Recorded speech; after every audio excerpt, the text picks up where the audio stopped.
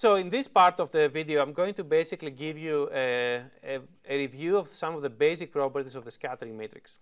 So first, let's talk about reciprocity. If a network is indeed reciprocal, that means that you can interchange source and load and essentially get the same results.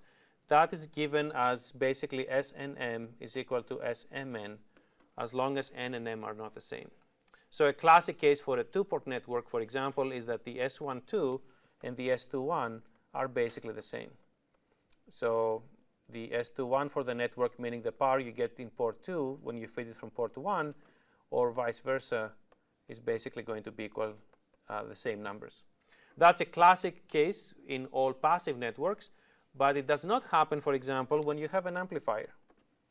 Because if I do have an amplifier, the power is amplified this way and not the other way around. So in a typical amplifier, S21 won't be equal to S12. The other interesting property is symmetry. So a network may or may not be symmetric. If a network is symmetric, then the S11 will be equal to S22 or S23 and so on. But if it's not symmetric, it won't be the case. A classic case of a symmetric network is, for example, this. So if I just have a network that simply has a series element, let's say some type of an impedance Z, then clearly this is a symmetric network, and S11 will be equal to S22. On the other hand, this network here is not symmetric. It's actually reciprocal, clearly, and so that means that S12 will be equal to S21, but here S11 won't be equal to S22 because the network does not look the same if you look at it this way or if you look at it this way. So be careful. That's why the N different than M condition is actually placed there, is because not all reciprocal networks are actually symmetric. Perhaps more interesting is the lossless part. In the lossless part, it means that the network itself does not consume any power. For example, in this case here, if my Z is actually equal to Jx, it means that the network itself won't consume any real power. And so that means that the total amount of input power will equal to the total amount of output power. And I do know how to calculate those. All the incident waves will basically give me my input power, and all the reflected waves will basically give me my output power. So if I make those two quantities the same, then I can basically use matrix algebra to write that AK square will be given as A complex transpose, conjugate transpose. This is what this thing T means. And then that will be equal to B conjugate transpose times B. Conjugate transpose means you take the columns, you make them into rows, and you basically take the complex conjugate of all the numbers of the matrix. So if you just do a simple matrix algebra, you basically come up with this very famous equation that actually must be satisfied for any network that is lossless. For those of you who might have taken any type of quantum mechanics, you've seen this equation before, and that basically characterizes a unitary matrix. Usually in quantum mechanics, you'll use the dagger to actually replace that little t that you see there. They have very, very important implications in there too. But nevertheless, let's write this thing in slightly more detail.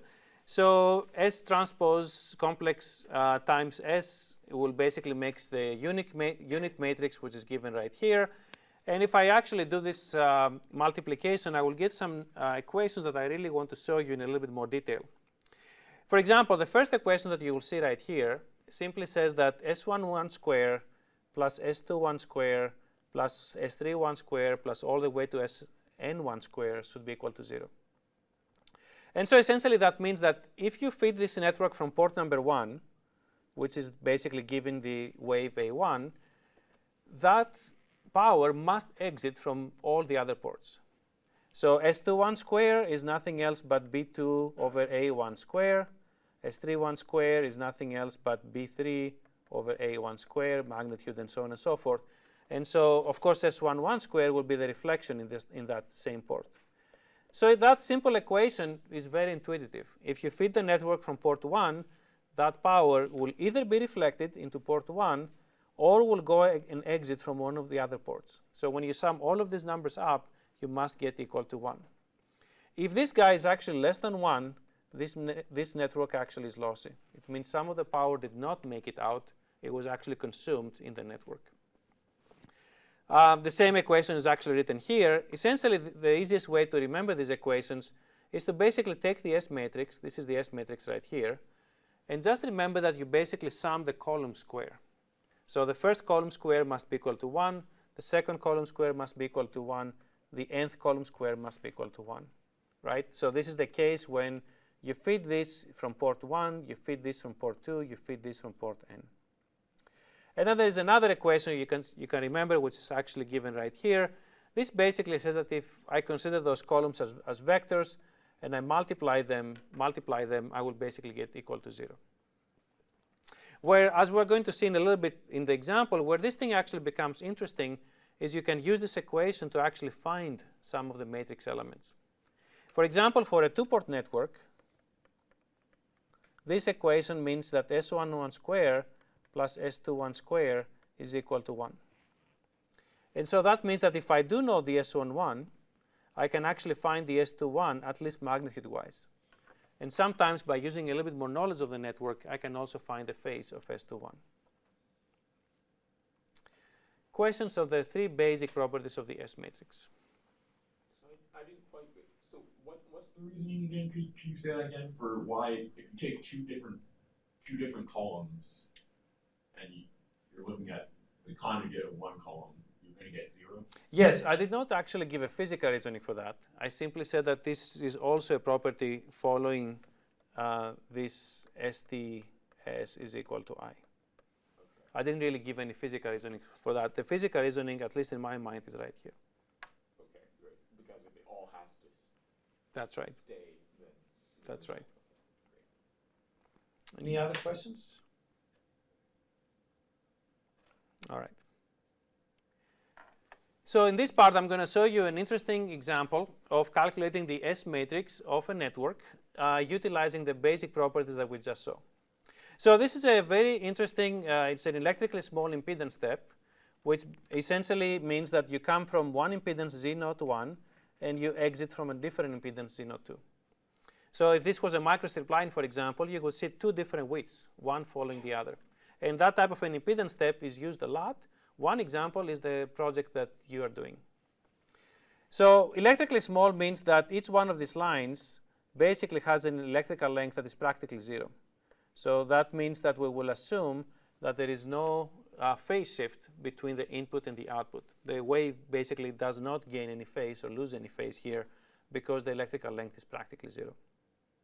So let's start. Let's calculate S11. So again, S11 basically means terminate port 2 to its characteristic impedance. In that case, means terminate it to Z02. And then look at the reflection coefficient from port 1. So this is pretty easy to do. You just now see that port 1 is loaded with an impedance that is equal to port to Z02. And so that means that S11 will be equal to Z02 minus Z01 over Z02 plus Z01.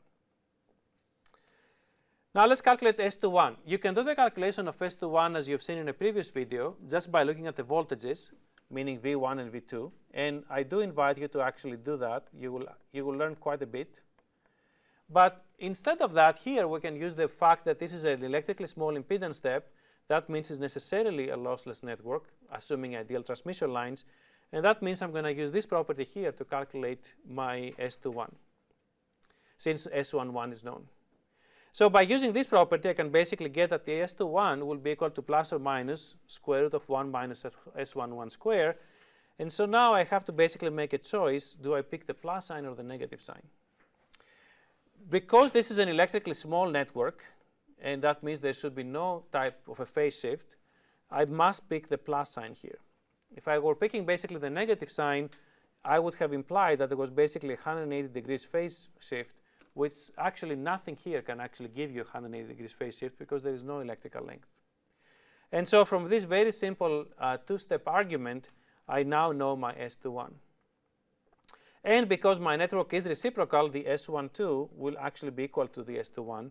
So now I'm using actually the second property of the matrix that this is reciprocal, the first being I use the lossless part. Now finally I have to do the S22, and what I hope you will avoid here is the temptation to say that S22 is equal to S11, as it has actually been the case in the other examples we have seen. That is not true because the network here is not symmetric. It does not look the same when you look at it from port 1 and you look at it from port 2. So you have to be careful here. S22 must be calculated by the definition, which basically means, again, you have to look at the reflection coefficient here when port 1 is terminated with its own characteristic impedance. And so now port 2 will basically see a load that will equal Z01. And so that means that the S22 will be equal to Z01 minus Z02 over Z01 plus Z02, which actually will make the S22 to be equal to negative S11. And so now my full matrix will actually be given by this equation right here, where the S11 was the number I basically wrote before, Z02 minus Z01 over Z02 plus Z01.